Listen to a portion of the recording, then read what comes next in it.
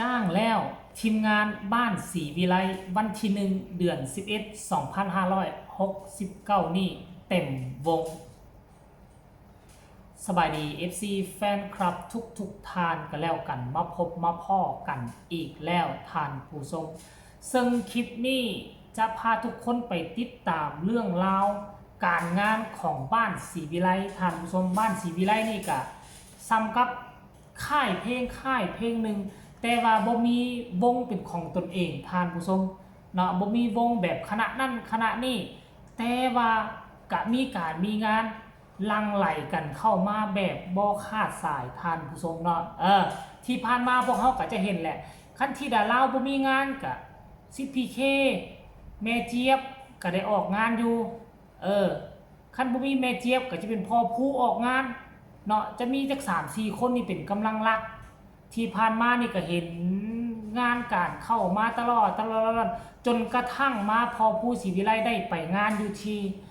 ญี่ปุ่นมันก็เห็นให้ลูกๆบ้านศรีวิไลบ่มีงานที่ดาราก็กลับมาอยู่ทางฝั่งลาวแล้วปัจจุบันใน 2-3 มื้อนี่ก็มีแต่ซิดพีเคปาดแล้วก็จะมีแม่เจี๊ยบ3 คนนี่จะเป็นกำลังหลักที่มาไล่สดอยู่ที่บ้าน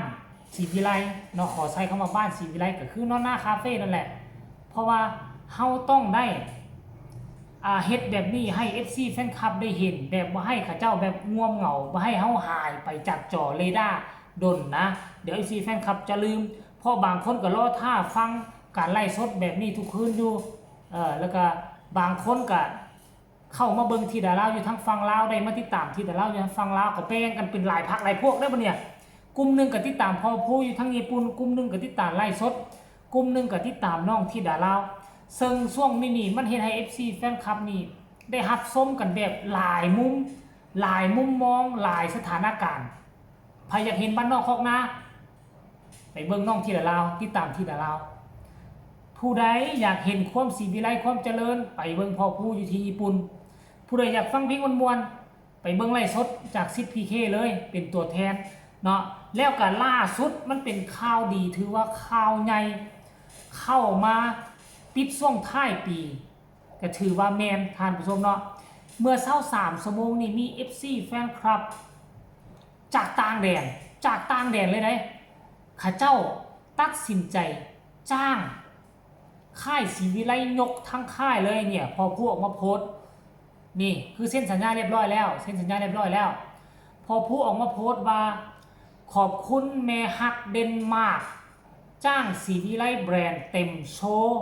วันที่1 เดือน 11 2569 บ้านโพไซ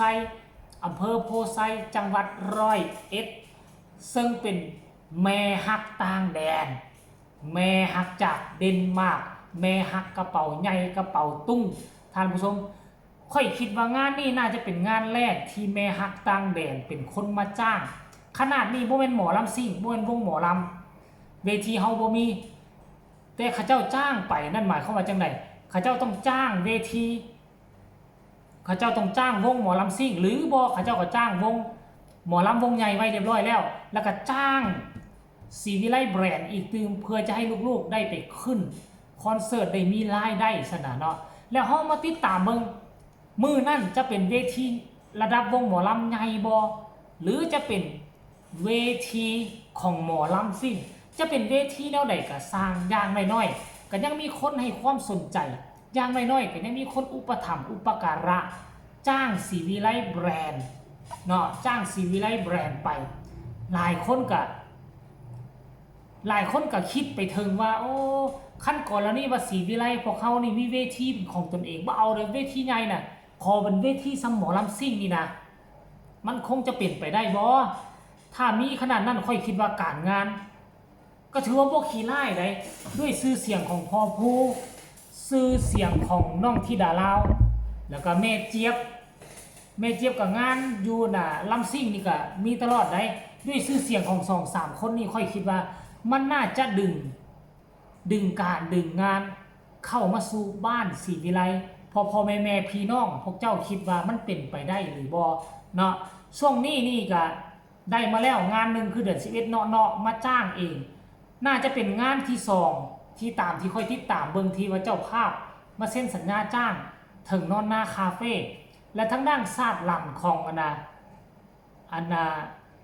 รูปภาพเส้นสัญญานี่นะก็เป็นบ้าน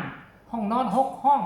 ที่สร้างน่าจะสำเร็จเสร็จสิ้นแล้วแหละท่านผู้ชม FC แฟนคลับช่วงนี้ก็พอผู้บ่ได้อยู่ก็เป็นห่วงเป็นใยก็ยังใครมีผู้หนึ่งมาต่างตีนต่างมือขอใส่คำนี้ซะมาเป็นตีนเป็นมือแทนพอผู้แม่เพิ่งนั่นก็คือซิดพีเคเนาะตอนนี้จะต้องได้ซ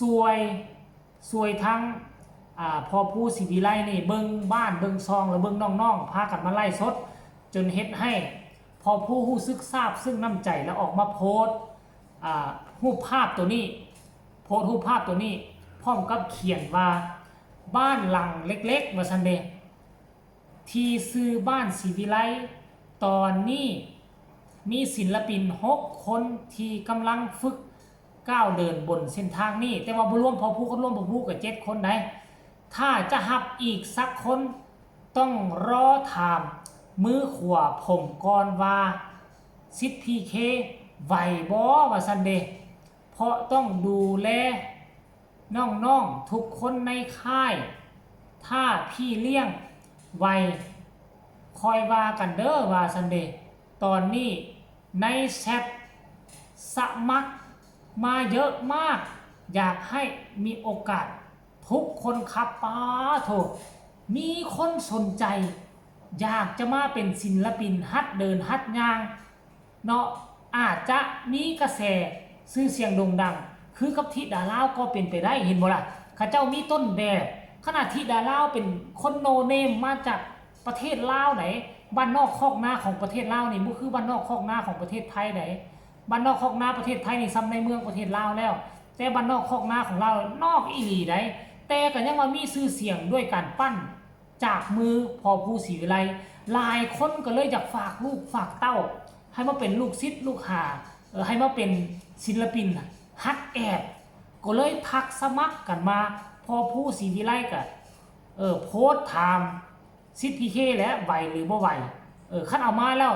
จะคือเจลอยหรือบ่หรือจะควบคุมยากหรือจะสอนยากหรือจะสอนง่ายแนวใดก็มีความเสี่ยงต่างๆนานาอยู่แต่ว่าก็ขึ้นกับการตัดสินใจของพ่อผู้ศรีวิไลว่าจะเป็นแนวใดคันมานี่ต้องได้มันอยู่นำกันได้มันนี่ห้องนอน6ห้องยัดเยียดกันอยู่หั่นแหละเข้าน้ำซ้ำปลาคันว่าผู้ที่บ้านอยู่มอไทยกับใครอยู่นอนเฮือนตนเองไปครับพ่อแม่มาส่งสนาแล้วมาท่อรอท่าติดตามเบิ่งในตอนต่อไปว่าสรุปเบิ่งแล้วมันจะเป็นแนวใดท่านผู้ชม FC แฟนคลับเกี่ยวกับเรื่องนี้ก็เอามาฝากเอามาต้อนกัน2เรื่องในคลิปเดียวก็ฝากทุกคนกดไลค์กดแชร์กดติดตามที่สำคัญอย่ากดข้ามโฆษณาเนาะผู้ใดมีคำตำหนิติชมคำคิดคำเห็นแนวใดก็ส่งข่าวมาได้ทางใต้คอมเมนต์สำหรับคลิปนี้ลาทานผู้ชมไปก่อนสบายดี